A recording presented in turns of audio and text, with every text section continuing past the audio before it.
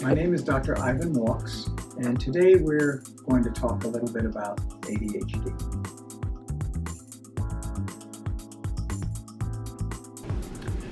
We used to call ADHD ADD, Attention Deficit Disorder. Now it's referred to as Attention Deficit Hyperactivity Disorder, either primarily inattentive type or hyperactive.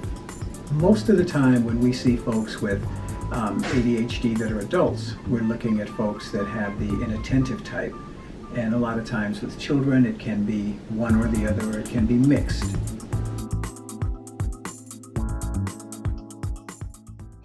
So with ADHD inattentive type, a lot of what we see is folks that have trouble paying attention.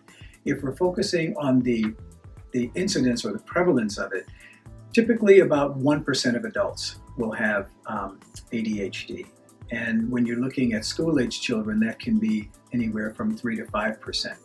The important thing is to make sure that you are having it accurately diagnosed. So when you are concerned that either you or your child may have ADHD, it's important to talk to your doctor, and I mean your regular family doctor or pediatrician, someone with that kind of a background that may be used to seeing ADHD and can either diagnose it for you or send you in the right direction to help get that diagnosis.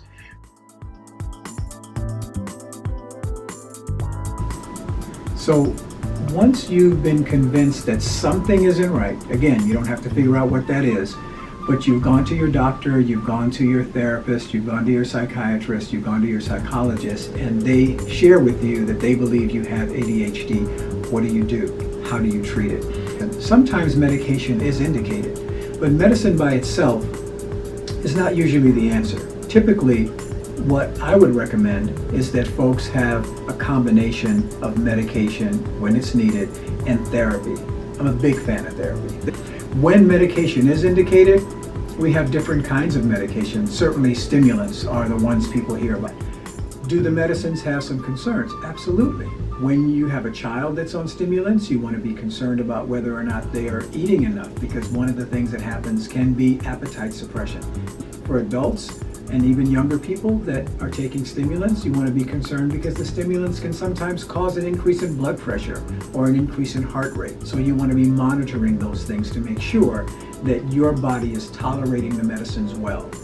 You find out what the medicine is supposed to do and what the medicine may do that you don't want it to do. Go on the internet to WebMD, RxList, Mayo Clinic, one of the reputable sites, and read about any medicine any doctor prescribes for you, or any supplements that you want to take. These are very important things to know about medication.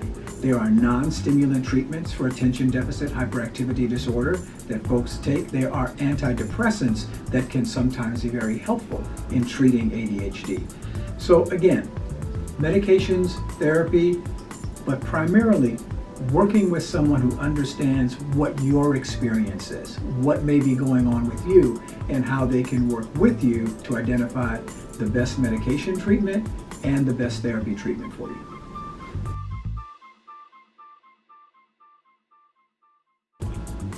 So, top 5 treatment tips for living with ADHD.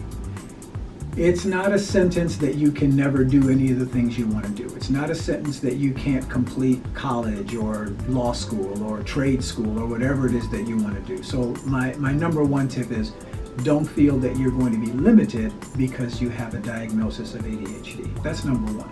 I think number 2 is find out as much as you can about ADHD and about how to diagnose what's really going on with you. Again, number 3 is because you have ADHD, it doesn't mean that you can't have something else.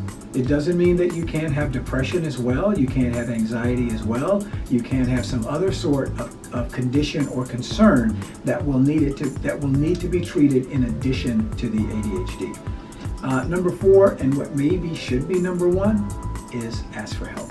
It's really important to let the folks around you that care about you know what's going on with you. And then number 5 is don't forget that everything doesn't have to be medical or clinical. There are a lot of practical things that you can do with respect to setting a schedule, setting timers. Get some support so that folks can help you to stay on task.